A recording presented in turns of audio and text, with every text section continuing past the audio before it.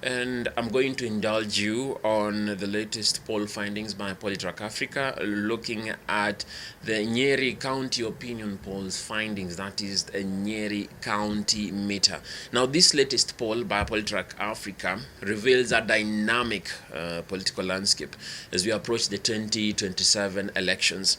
It was conducted within the month of May and captures the early sentiments of voters across the gubernatorial, senatorial, and women representative races, offering critical insights, particularly for candidates and also for policy makers to be able to assess. And also, something that came out within this study is that the gubernatorial race promises to be quite a tight contest, as well as the other categories.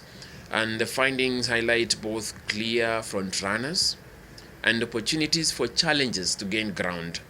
While the data provides actionable intelligence, the report unpacks key trend dynamics and strategic recommendations to help stakeholders navigate Nyeri County's evolving political terrain as we move on towards the elective session. Now, looking at the gubernatorial race, the question that we posed to the residents of Nyeri County was, if the gubernatorial race and elections were held today, who would be your most preferred candidate?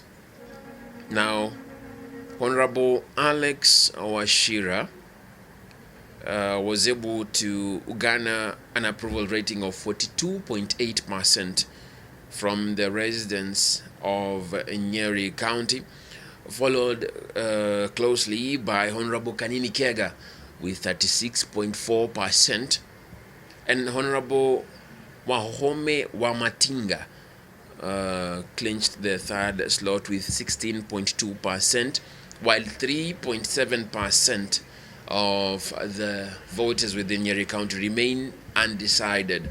The likely peak out from this is that Washira holds a strong but not unsurmountable lead, signaling competitive races within Nyeri County, particularly with Kega's significant support, which suggests a very viable challenge, while Matinga, who's the current senator, trails a distant third. So probably if we are looking at things happening right now, that would be the 1, 2, 3. It will be Alex Washira, Kanini Kega, and Wamatinga will be trailing with 3.7, quite also a significant amount of undecided voters.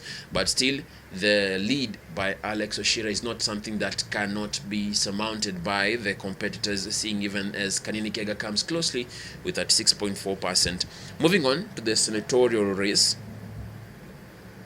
Now, here we also pose the same question: if the senatorial elections were held today, who would be your most preferred candidate?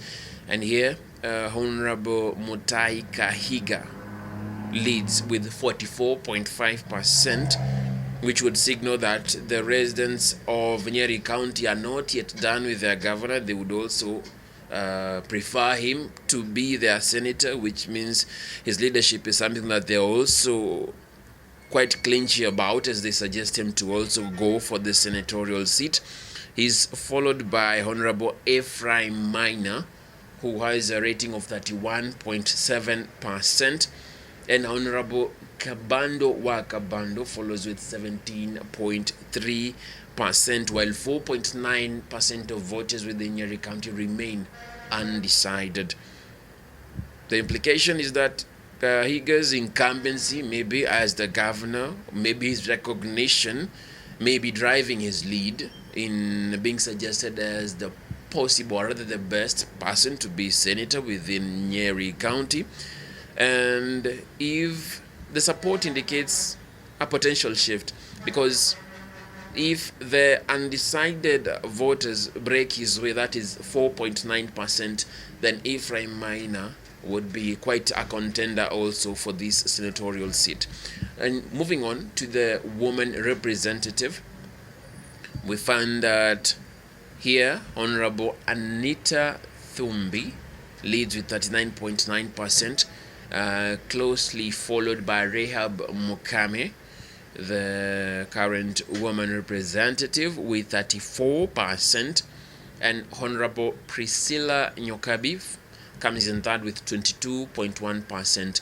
Only 2.6% of the voters are undecided concerning the woman representative position, but also not a number to disregard, noting that Thumbi's edge with 39.9% currently is narrow, and Mukami, the current woman representative, shows a strong coming up because she has 34%, and maybe swaying this 2.6% of the voters could also mean we would have a very spirited race within Nyeri County.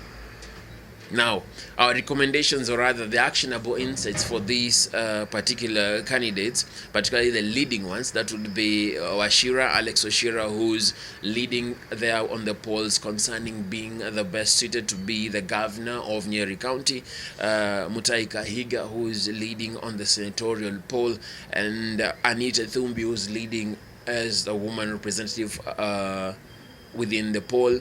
We can see that they can consolidate their gains by doubling down on voter outreach, because the margins are also quite slim. It's not something to take up just like that.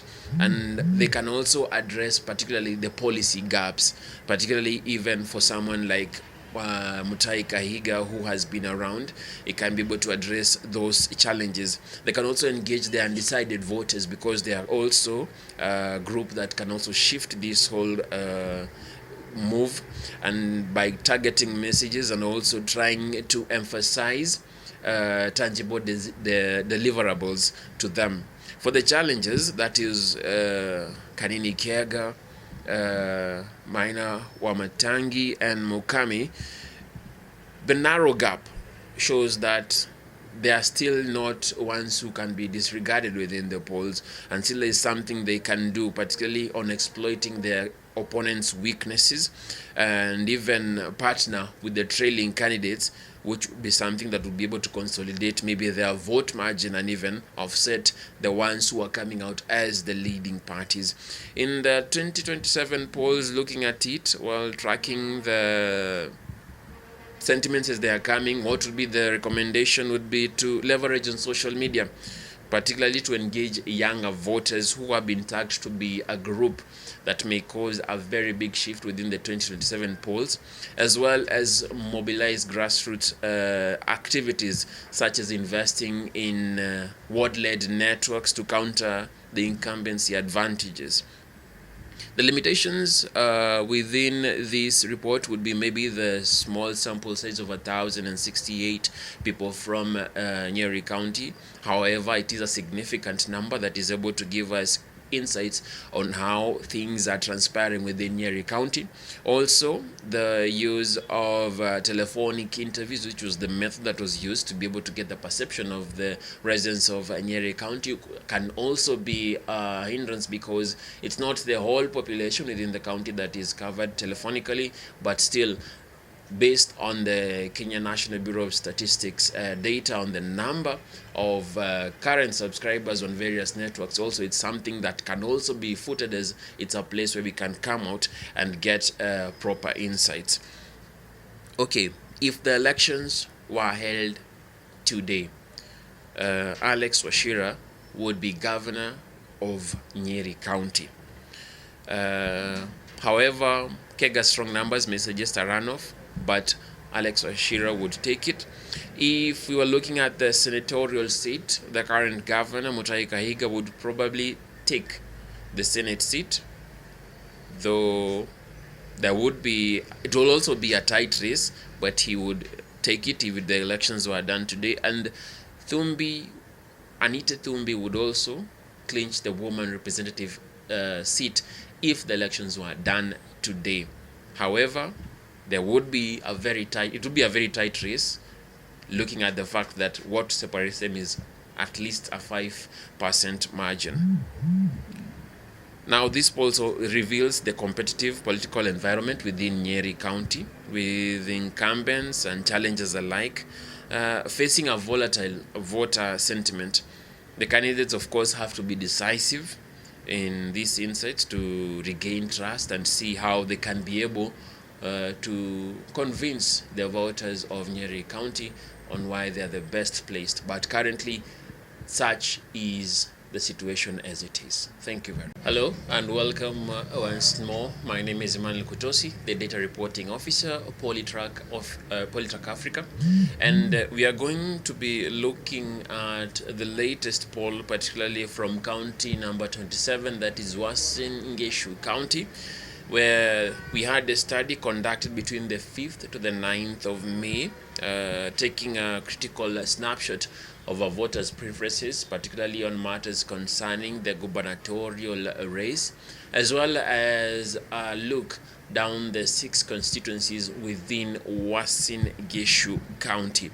Now, we had a sample size of 1,066 registered voters, and the method used here was computer-assisted telephonic interviews to be able to get the perceptions of the residents of Uasin Gishu County concerning their perception, particularly with the polls within 2027. We are looking at their perception concerning who they would want to be within the seat, particularly of the gubernatorial seat, and also across down to various constituencies. Now, going straight to it, the question concerning the gubernatorial race, where we posed the question: if the gubernatorial elections were held today, who would be your most preferred candidate? And in this question, which was the first of this study, Professor Julius Bitok was able to garner a rating of 38.6%, followed by the incumbent, Dr. Jonathan B., with a rating of 29.9%.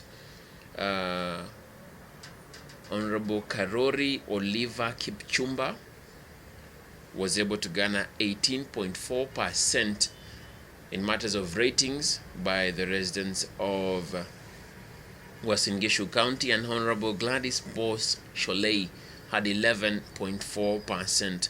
1.2% of the voters within Uasin Gishu County remain undecided concerning who they would want to be the next governor, while 0.5% noted persons who unfortunately were not able to clinch the 1% mark that would have given them the leeway to be part of this comprehensive study. So if you're looking at the gubernatorial race, the stats, or rather the data, indicates that there is a probability that Professor Julius Bitok would be able to take the gubernatorial seat away from the current governor, Dr. Jonathan B., who has a rating of 29.9%.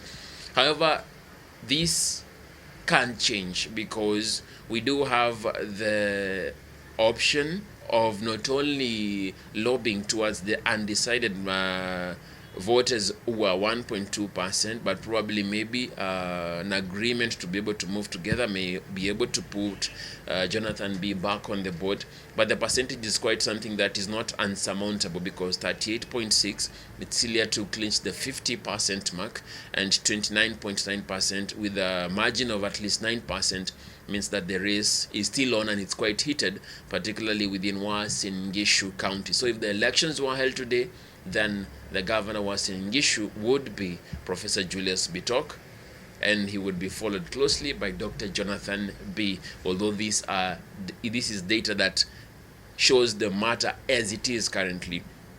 Probably there is a matter of things that may assist the other candidates who also would be seeking this, particularly with looking at the weaknesses of the other competitors, and also maybe looking at the issues, particularly at the grassroots level, that Mwananchi or the residents of Uasin Gishu County have been able to highlight that they need addressing. If you're able to share this and make them deliverables that you can deliver, probably there would be a change within this outcome. And we'll be looking through, because this is not a race that is over and done with, because the motions continue with the subjective nature of our Kenyan politics. And moving on to the legislative positions, that is within the National Assembly, where we are looking at the various MPs within the 6 constituencies within Uasin Gishu County. We started with Soy constituency, where we posed the question, if the elections were held today, would you vote back Honorable David Kiplagat as MP for Soy constituency? And here he was able to garner a performance index first of 76.6% in matters of how the residents of Soy constituency view his performance within the 2.5 years within office, and on the matter of would they vote him back, 80% of the residents of Soy constituencies would vote back their current Member of Parliament David Kiplagat. 3.4% would not. 15.8% are not sure on where they would place their vote within the ballot, but 80% gives quite an indication concerning their confidence within the current Member of Parliament and his performance index of 76.6%. We move on to Kapsaret constituency, where we pose the questions. If elections were held today, would you vote back Oscar Kipchumba Sudi as Kapsaret constituency Member of Parliament? And here 78.6% of the residents of Kapsaret would vote back Oscar Sudi as their Member of Parliament. 8.9% would not vote back Oscar Sudi as Member of Parliament Kapsaret, and 12.5% remain unsure of whether they would be able to vote for him or not. In matters of performance, Oscar Sudi had a performance rating of 65.4% within the performance index, and this was indicative concerning, particularly from the residents of Kapsaret constituency, on how they view his performance so far, even as we are within crisscrossing past the midterm point of his tenure in office. We move on to Keses constituency, where we pose the question, if elections were held today, would you vote back Julius Ruto as MP Keses constituency? And here 67.5% noted that they would vote back Julius Ruto back as the MP for Keses constituency. 10.7% would not vote him back, and 21.8% are yet to be sure on whether they would vote him back or not. In matters of performance, Julius Ruto, MP Keses constituencies, was able to score 62.1% on the performance index regarding the performance as perceived by the residents of Keses constituency. Moving on to Ainabkoi constituency, we pose the question, if the elections were held today, would you vote back Chepkonga Kiprono Samuel as MP Ainabkoi constituency? And here 57.7% of the residents of Ainabkoi constituency would vote him back as Member of Parliament. 21.3% would not vote Honorable Chepkonga Kiprono Samuel as the MP in Ainabkoi constituency, while 21% remain unsure on whether they would vote him back. In matters of performance, Honorable Chepkonga Kiprono Samuel, Ainabkoi constituency, was able to score a performance rating of 53.2% on the performance index, and that is the rating concerning Ainabkoi constituency and their representative within the National Assembly. We move on to Tarbo constituency, where we pose the question, if the elections were held today, would you vote back Janet Jepkemboi CTNA as Member of Parliament Tarbo constituency? And here 45.5% noted that they would vote back Honorable Janet Jepkemboi as their Member of Parliament. 27.8% noted that they would not, and 26.7% remain undecided. In matters of performance, Honorable Janet CTNA was able to garner a performance rating of 48.7 from the residents of Tarbo constituency who were sampled in this study. Moving on, we finished with Moi Ben constituency, where we posed the question: if the elections were held today, would you vote back Honorable Bato Phyllis Chepkemoi as MP Moi Ben constituency? And here 41.1% noted that they would vote her back as the Member of Parliament. 35.3% noted that they would not vote her back, and 23.6% remain undecided on where the decision lies in voting back Honorable Bato Chepkemoi as Member of Parliament, Moi Ben constituency. In matters of performance, the residents of Moi Ben constituency gave their Member of Parliament a rating of 46.6%.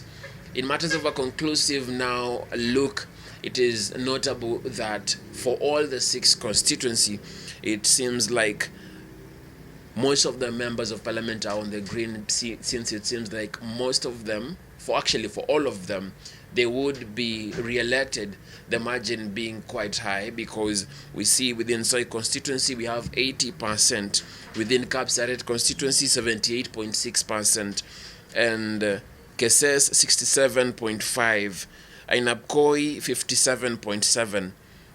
Tarbo is where we go below the 50% mark of 45.5%, and Moi Ben with 41.1%, but all promising figures, which means we don't expect much of a shift, particularly if the elections were held today in Uasin Gishu constituencies, Uasin Gishu County, across the constituencies. But it is notable that we would be having quite a tight race at the top, where we are looking at the gubernatorial race. That is where I think, or rather we view through this data, that we would have quite a spirited fight as various candidates edge themselves to be able to see whether they can be able to secure the position of the county governor.